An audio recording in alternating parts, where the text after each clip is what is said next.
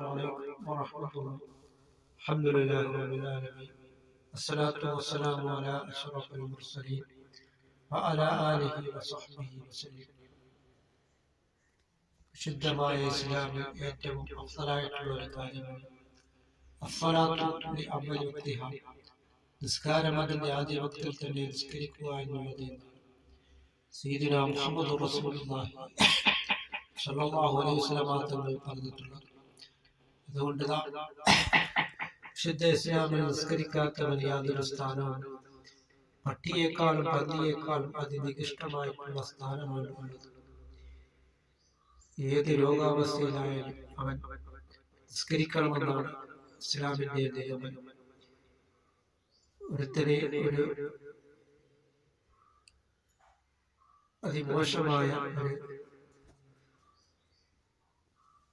അവസ്ഥയിലാണ് ആണെങ്കിലും ഒരു കാഷ്ടങ്ങൾ നിറഞ്ഞതായ സ്ഥലത്താണെങ്കിലും അവനെ എത്തിക്കപ്പെട്ടുവെങ്കിലും അവിടെ വെച്ച് അവൻ കണ്ണുകൊണ്ടെങ്കിലും നിസ്കരിക്കണമെന്നാണ് വിശുദ്ധ ഇസ്ലാമിന്റെ നിഗമനം.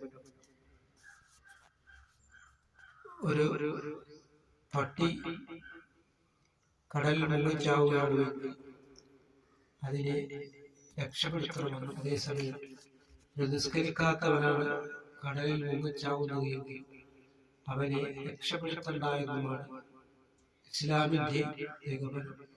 അപ്പോൾ നിസ്കരിക്കാത്തവന് ആ പട്ടിയുടെ വിലയിൽ പോലും ഇല്ല എന്ന് നാം മനസ്സിലാക്കി. അത് നാം മനസ്സിലാക്കിക്കൊണ്ട് വിശുദ്ധ ഇസ്ലാമിൽ പട്ടി അല്ലാഹുവിനോട് നാളെ പരലോകത്ത് ചെല്ലുമ്പോൾ പരാതിപ്പെടുന്നതാണ്, എന്നെ അതിനിഷ്ടമായിട്ടുള്ള ഒരു ജീവിയാക്കി എന്ന് പറഞ്ഞുകൊണ്ട്, എന്നിട്ട് പന്നിയേക്കാളും മോശമാക്കിയില്ല എന്ന് പറഞ്ഞുകൊണ്ട് സമാധാനിക്കുകയാണ്. പിന്നീട് പന്നി പരാതിപ്പെടുകയാണ്, എന്നെ അതിനിഷ്ടമായിട്ടുള്ള ഒരു ജീവിയാക്കി നീ എന്നെ മാറ്റിയല്ലോ. എന്നാലും സ്കരിക്കാത്തവനേക്കാളും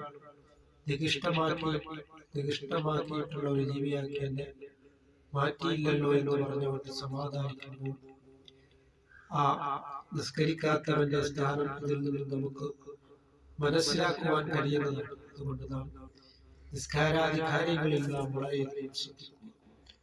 നിസ്കാരങ്ങളെ നിലനിർത്തുന്നവരെ അല്ലാഹു തആല നമ്മളെ ഉൾപ്പെടുത്തുകയും ചെയ്യുമാറാകട്ടെ.